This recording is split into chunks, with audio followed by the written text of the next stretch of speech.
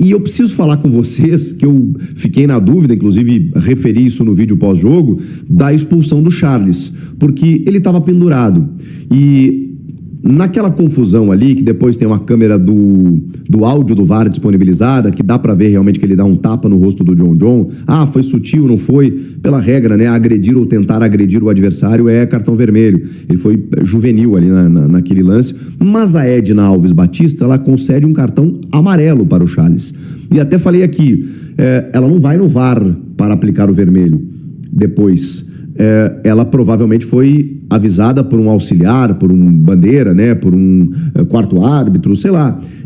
E depois na súmula, né, no áudio do VAR, na verdade, dá pra ver que ela é realmente comunicada pela assistente. E tá tudo certo, como eu falei, não tem nenhum erro de protocolo nesse sentido. Ela confia na sua equipe de arbitragem, ela relata o que ela viu, a assistente viu uma agressão e tá tudo certo, ela vai lá e aplica o cartão vermelho. Só que a minha dúvida era, peraí, ela aplicou um cartão amarelo para o Charles, que resultava no terceiro dele, no cômputo, né, de 3 jogos consecutivos, né, consecutivos não, né, mas de 3 cartões, né, em que o jogador fica suspenso para o próximo jogo, naquela contagem normal de 3 cartões amarelos. Só que quando o jogador recebe um vermelho direto na sequência, esse vermelho direto ele também suspende. Então ele pegaria 2 jogos de suspensão, um pelo terceiro amarelo, o outro pelo vermelho direto. Por quê? Porque o correto seria ela anular o cartão amarelo. Ou então, se ela dá um segundo amarelo, olha a confusão, gente. Se ela dá um segundo amarelo que tem uma consequência ao vermelho, ela anula aquele primeiro amarelo que ela deu no jogo. E ele cumpriria a suspensão pela expulsão e voltaria pendurado. Como ela aplicou o amarelo, depois o vermelho, a gente foi descobrir só na súmula que ela só deu o amarelo. Ela não deu, que ela só deu o vermelho, ela não deu o amarelo. Quer dizer, ela deu o amarelo, mas na súmula só consta o vermelho.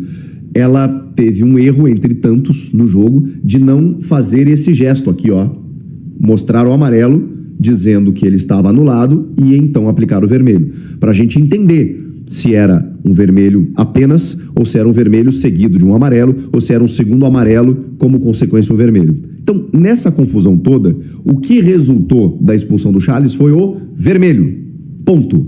Ele estava pendurado com 2 amarelos e isso continua, porque ele não tomou o amarelo, ele tomou só o vermelho. Esse vermelho vai suspendê-lo para o jogo contra o Ceará, ele retorna no jogo seguinte, acho que é o majestoso, né, o clássico contra o São Paulo, mas retorna pendurado.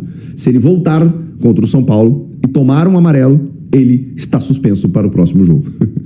Diante dessa confusão toda, era só para esclarecer, porque eu também fiquei na dúvida, mas a súmula nos esclareceu. Foi realmente uma arbitragem confusa da Edna. Não acho que ela tenha definido diretamente no resultado, né? Porque até a expulsão do Martínez, né? Ela tem prerrogativa para expulsar, mas ali faltou experiência, faltou condução de jogo, faltou critério em outros momentos do jogo, faltou tranquilidade, faltou não expulsar o Sacha, por exemplo, né? Que vai para cima dela de uma maneira muito ostensiva, e isso é um problema cultural, né? Os jogadores vão para cima da arbitragem, ainda mais da Edna, porque ela é insegura, então tudo isso acaba potencializando e prejudicando o espetáculo como um todo, né? Já falei bastante a respeito disso. Desse jogo também, o Corinthians ganhou 2 preocupações: Rodrigo Garro e Ranielli. O Ranielli foi substituído ainda no primeiro tempo, com 24 minutos, com uma lesão muscular, e estava jogando ali como terceiro zagueiro, né, mais pelo lado esquerdo. Entra o Angileri, dá conta do recado, na verdade até comete um pênalti e tal, né? Mas enfim, o Ranielli é super importante no time, ele não tem presença garantida no jogo diante do Ceará, na verdade é muito difícil que ele jogue. O que aconteceu? A delegação que estava em Bragança Paulista viajou na madrugada, eles voltaram para o hotel no CT Joaquim Grava, dormiram lá, e pela manhã fizeram um treino leve naquele regenerativo, né, de quem jogou. Quem não jogou consegue fazer um trabalho, uma atividade um pouquinho mais intensa. O Ranielli ainda vai ser avaliado para ver se ele tem condições. Como ele alegou dores musculares, dificilmente o Ranielli vai jogar nessa partida diante do Ceará. O Dorival tem outros problemas, né, como o André Carrilho, por exemplo, que tomou o terceiro amarelo e está suspenso, e o Charles, que está expulso. Mas beleza, ele tem... o Martínez ele perdeu também, que acabou expulso. Ele tem o Bidon, ele tem o Maicon ele tem que ficou no banco até, né? Começou no banco. O Bidon, Maicon, o Ranieri provavelmente ele perca, sem Martinez, sem Carrillo.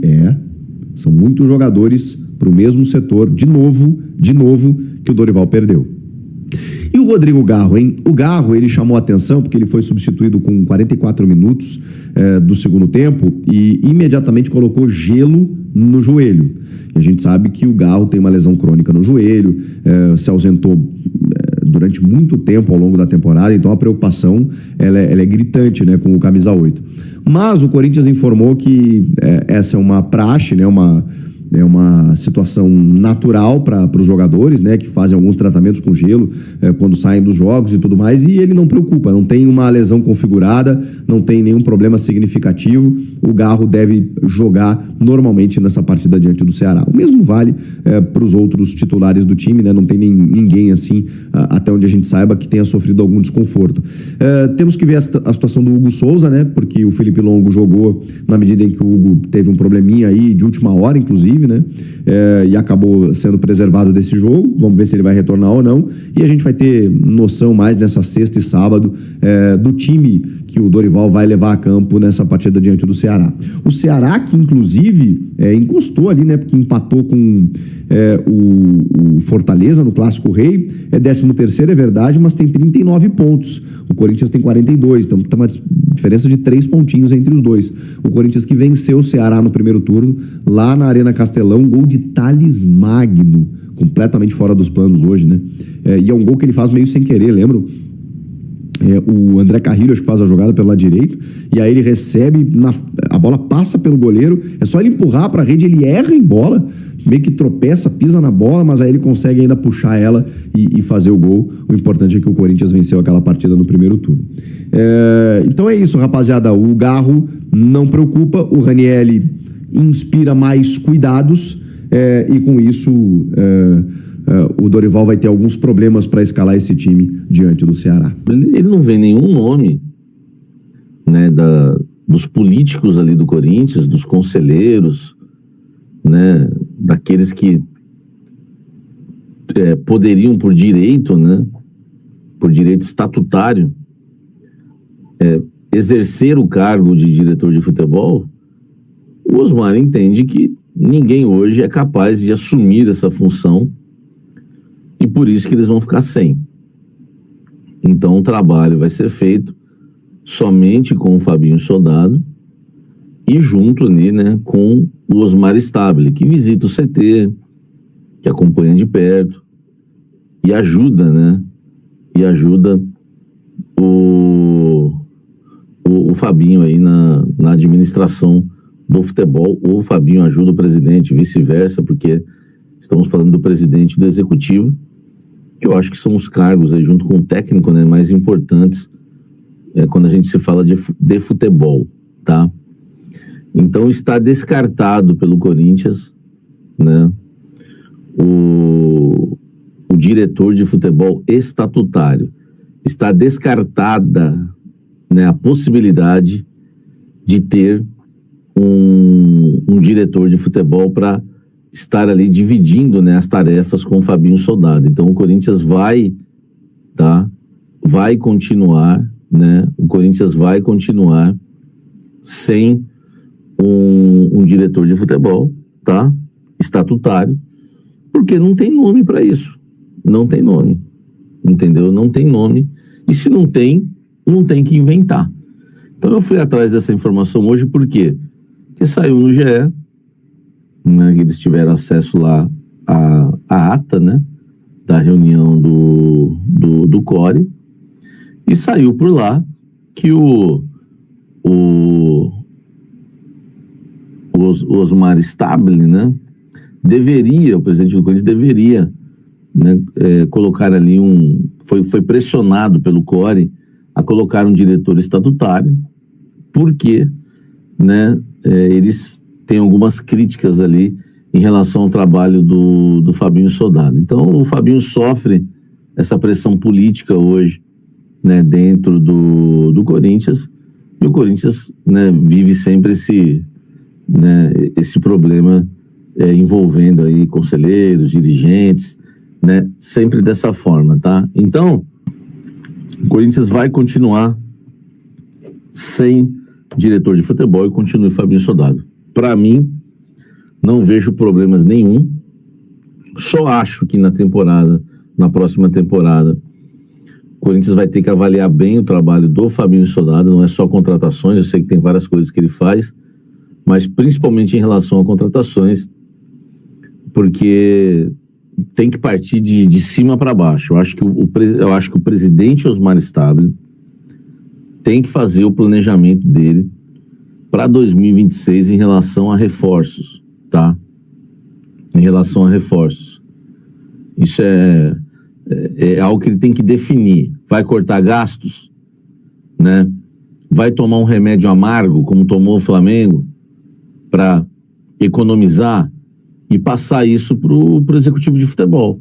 E se o executivo não gostar da ideia, se ele não gostar da ideia, aí que ele, né, siga o caminho dele, então. Mas eu acho que ele não vai se opor em relação a isso, o Fabinho Soldado pode aceitar e ele vai ter que se adaptar e ir em busca, né, em busca de jogadores no mercado que sejam, né, jogadores mais baratos, né, no mercado da bola. Gente, deixa o like aqui, tá? Vamos melhorar essa nossa audiência e conto com o seu like aí pra gente, né, subir e melhorar essa audiência aqui no canal Café do Setorista, tá bom? Então, ó, importante, tá? Importante para você corintiano entender que não vai ter diretor de futebol no Corinthians, pelo menos no cargo estatutário, tá? No cargo estatutário, né? Qualquer diretor que chega nessa bagunça aí não vai conseguir fazer nada, é verdade, e ainda sem experiência, né? Não tem nomes para isso, entendeu? Eles querem holofotes, né? A vaidade é um câncer no Corinthians, seria bom, mas é inviável, né? Samiro receia quem vai ser esse diretor, porque se vier os da velha guarda aí quebra. Então, exatamente. Você imagina aí, Gobi, Roberto de Andrade, então aí deixa o Fabinho Soldado trabalhar, pô. Entendeu? Aí eu tô fora também, velho. Hein? Samir, por que o nome do Leonardo, ex-PSG, não é falado no futebol brasileiro? Né? Enfim, também não sei. Tenho sérias críticas em relação ao Soldado, mas não vou ficar pedindo a saída dele para um bando de capazes brigar para ficar no lugar dele. Exatamente. Hein? Exatamente. Eu também não vou fazer isso. Até porque os que vão entrar ali, acho que hoje, né, de cargo estatutário, para cargo estatutário de quem trabalha no clube, acho que ninguém tem condição. Não vejo um nome hoje ali, um conselheiro, tá, capacitado para assumir essa função hoje de diretor de futebol. Tem que ser um cara experiente, conhece o mercado. Cara, até nisso nós estamos mal, né? O Corinthians não consegue ter um diretor de futebol que seja, né, ali de um conselheiro do clube. Ó, alerta severo, hein? Defesa Civil, condições para chuvas e rajadas de vento forte nas próximas horas e ao longo do sábado. Evite áreas abertas e busque abrigo se necessário. Rapaz, chegou aqui, hein? Defesa Civil, hein, velho? Hein? Chegou aqui, hein, velho? Dá medo, hein? Dá medo, hein? Hein? Dá medo esse tipo de notícia. Vamos lá, gente. Vamos melhorar nossa audiência aí, tá? O Samir também recebeu o alerta. Todo mundo recebeu, né, o maluco? Todo mundo tá recebendo esse alerta aí, tá? Então não vai ter esse novo... Exclusivo alerta. Não vai ter esse novo diretor de futebol no Corinthians. E por que não vai ter? Porque não tem ninguém. Não tem ninguém. Vocês não são capazes. E aí ficam aí os grupinhos políticos, né? Aliás, tem um que ninguém mexe com ele, eu não sei por quê. O nome dele nunca é falado. Tá? Aí eu também não vou citar o nome dele porque só eu arrumo confusão.